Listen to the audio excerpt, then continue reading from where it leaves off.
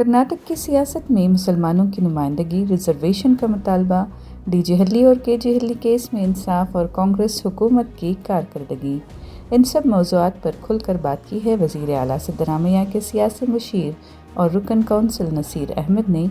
सालार को दिए गए इस खुसूसी इंटरव्यू में उन्होंने इन मौज़ूआत पर बात की है कि क्या मुसलमानों को 8% रिजर्वेशन मिलने वाला है, हिजाब और गौकशी क़ानून के वादे कहाँ तक पहुँचे, डीजे हल्ली तशद्दुद केस के नौजवानों पर इक़बाल जुर्म का दबाव का सच क्या है, क्या मुस्लिम नुमाइंदों के दरमियान तालमेल वाकई कमज़ोर हो चुका है। इन तमाम सवालों के जवाब वाज़ेह मौक़िफ़ और अंदरूनी हिकमत अमली को जानिए चीफ रिपोर्टर रिजवानुल्लाह खान के साथ सिर्फ सालार डिजिटल उर्दू पर। नसीर अहमद साहब, सालार डिजिटल में आपका इस्तकबाल है।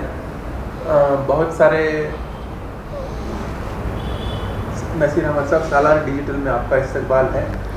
कर्नाटक के वज़ीर आला सिद्धरामैया के सियासी मुशीर होने के नाते कर्नाटक में हमारी कम्युनिटी और हुकूमत के दरमियान आप एक अहम राब्ते का पुल बने हुए हैं और हमारी कम्युनिटी बिलखुसूस मुसलमानों ने गुज़िश्ता इंतखाबात में जिन उम्मीदों और जिस यकीन के साथ कांग्रेस पार्टी का साथ दिया और इसमें आपने जो अहम रोल अदा किया था कम्युनिटी और कांग्रेस पार्टी के करीब लाने में, उस वजह से गुज़िश्ता 2 साल से आप जिस मनसब पर हैं उससे बहुत सारी उम्मीदें आपसे जुड़ी हुई हैं।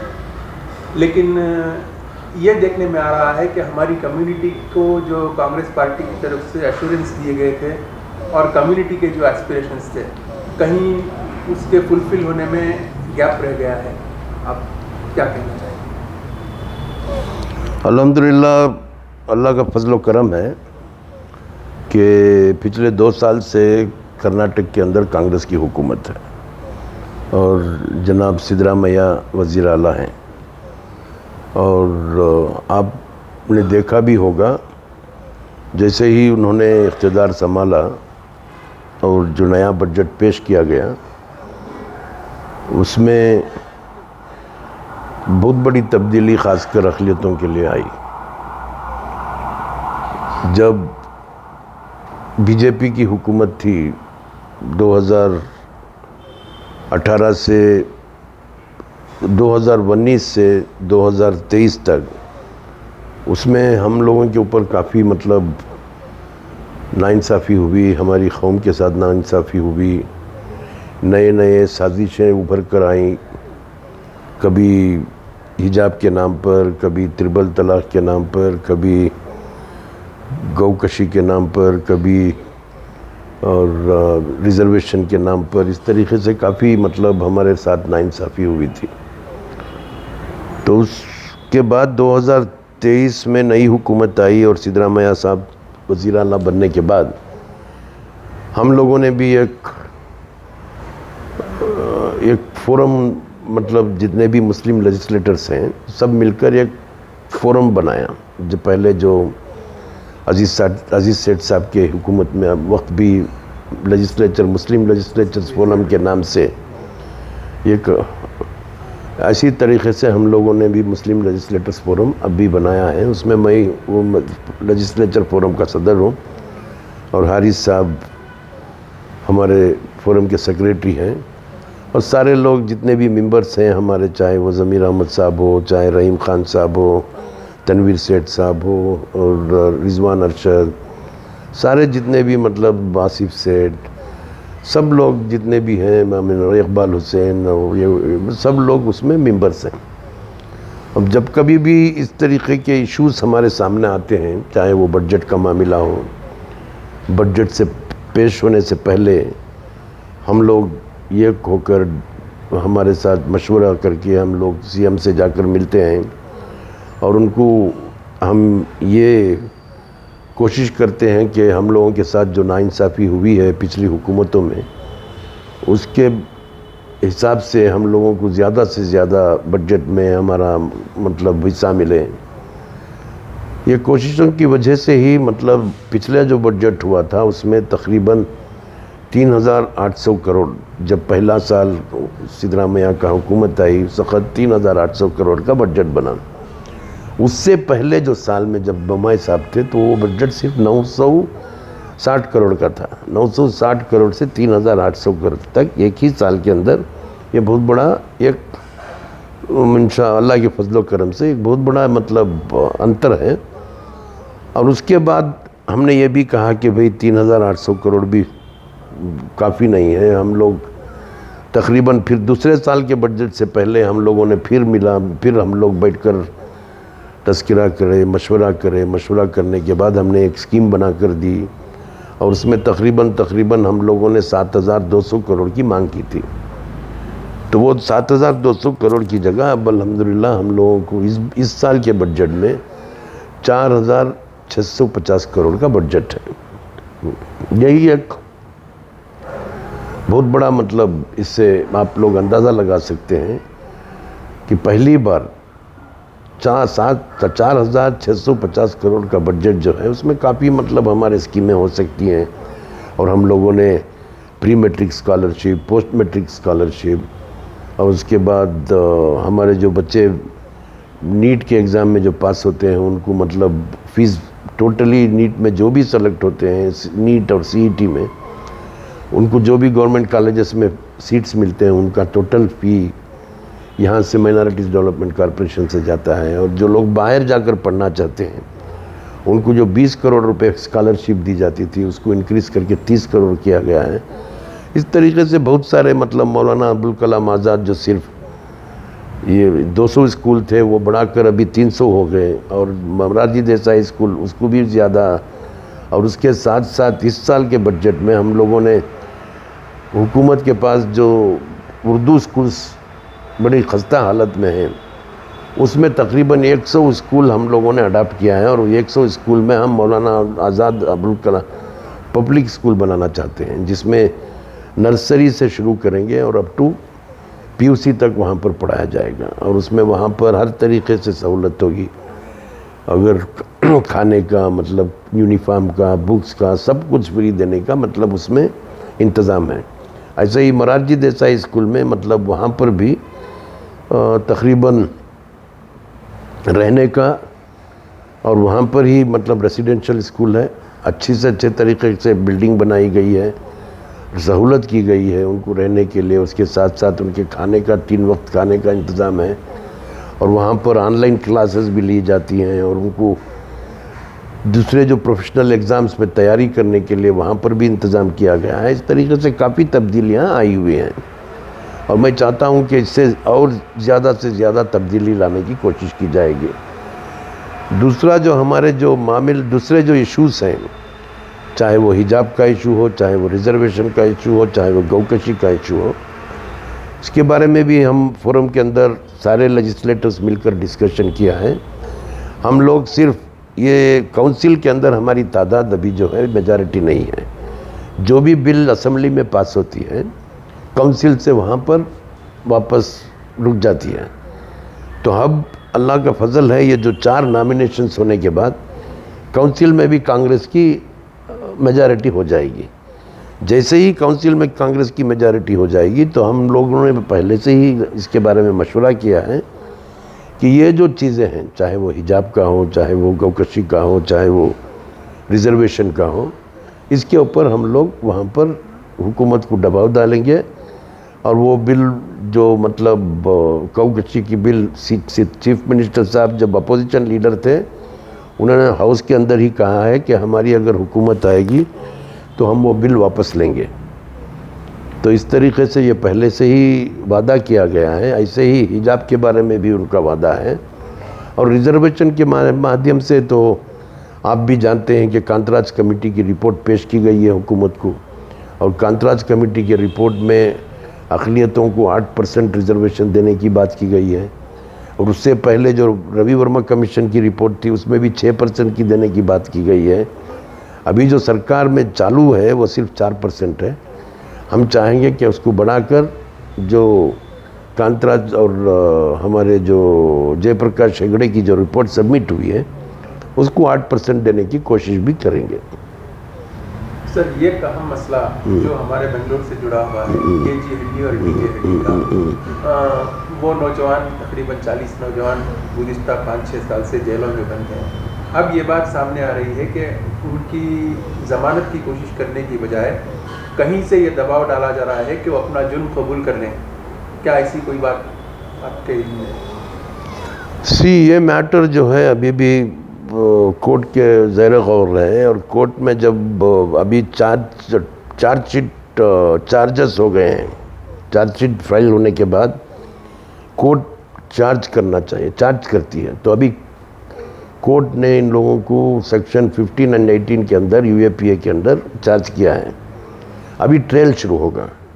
अब इसके बीच में NIA वाले और थोड़े बहुत लोग इनके ऊपर दबाव डाल रहे हैं कि भाई तुम इसको कबूल कर लो। तो मतलब उनको बोला गया है कि अगर तुम कबूल कर लेंगे तो सिर्फ तो आपको 5 साल की सज़ा होगी। इस तरीके से भी मतलब ये अफवाहें भी हैं और कहीं से सुना गया है, ऐसा हुआ भी है।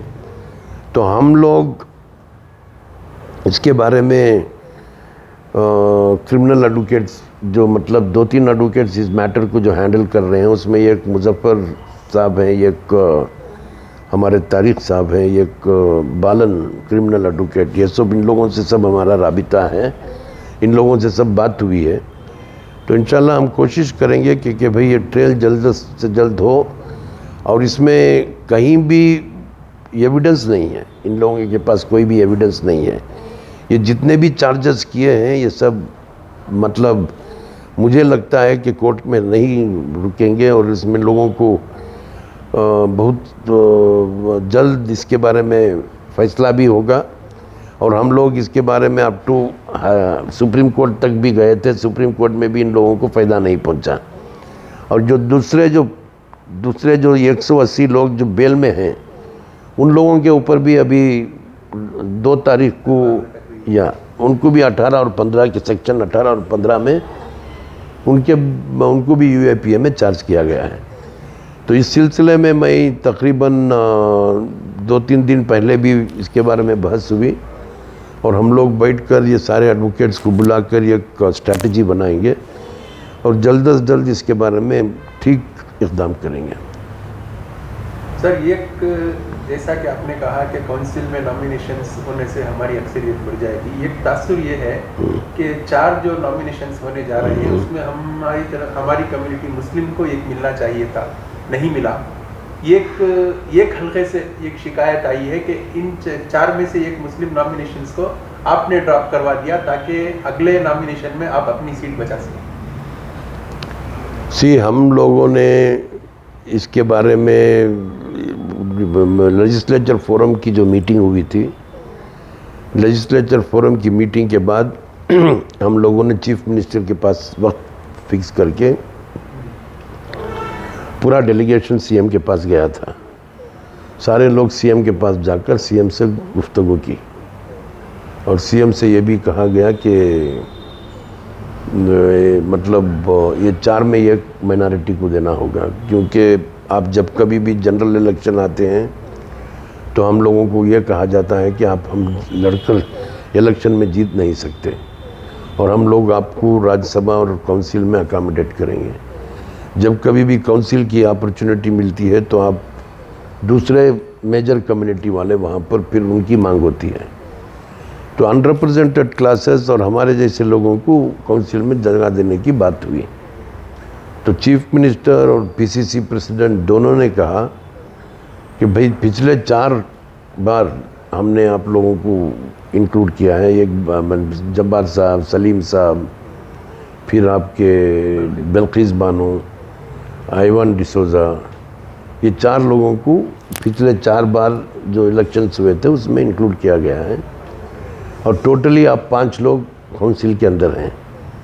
और इस बार हम लोग अनरिप्रेजेंटेड कम्युनिटीज़ को देने की फिक्र की है, तो इंशाल्लाह इस बार नहीं होगा, अगले बार कोशिश करेंगे। ये बात हुई थी, और इसमें मतलब पूरे लेजिस्लेटर्स भी साथ थे जब हमने चीफ मिनिस्टर से और PCC प्रेसिडेंट से बात की। तो मैं समझता हूँ कि ऐसा कोई हार्ड एंड फास्ट रूल नहीं है कि हम ये चाहते हैं कि हर बार जब भी कभी भी मौका मिले तो ये एक मेंबर माइनॉरिटी से, अक़लियतों से लेना ज़रूरी है। सर एक और बात ये है कि अक़लियतों के ताल्लुक से जो भी हुकूमती सतह पर फैसले होते हैं उसमें ये कहा जाता है कि आप 2-3 लोग बैठकर फैसले लेते हैं, बाकी लीडरशिप को कॉन्फिडेंस में नहीं लेते। इसमें मैं नहीं समझता कि उसी लिए हमने एक मुस्लिम लेजिस्लेटर्स फोरम बनाई है। उसके अंदर सारे लेजिस्लेटर्स उसके मेंबर्स हैं और उसमें सिर्फ लेजिस्लेटर्स को ही बुलाया जाता है। शिकायत दूसरे पार्टी के हद तक पार्टी के लीडर्स की शिकायत है कि हम लोगों को बुलाया नहीं जाता, हम लोगों को बताया नहीं जाता, हम लोगों को कॉन्फिडेंस में नहीं लिया जाता। तो इसमें दो चीज़ें हैं, एक सरकारी फैसला, जो भी सरकारी फैसला होता है उसमें लेजिस्लेटर फोरम का एक मतलब रोल होता है, लेजिस्लेटर फोरम की एक मांग होती है। उसमें एक हमारे साथ इंसाफ करने के लिए हम चीफ मिनिस्टर से मिल सकते हैं। जहाँ तक पार्टी का सवाल है तो वो पार्टी के सतह पर एक वहाँ पर हमारे तनवीर सेठ साहब वर्किंग कमेटी प्रेसिडेंट हैं, उनकी लीडरशिप में हम लोग सब मिलकर पार्टी से भी मतलब मांग करनी चाहिए।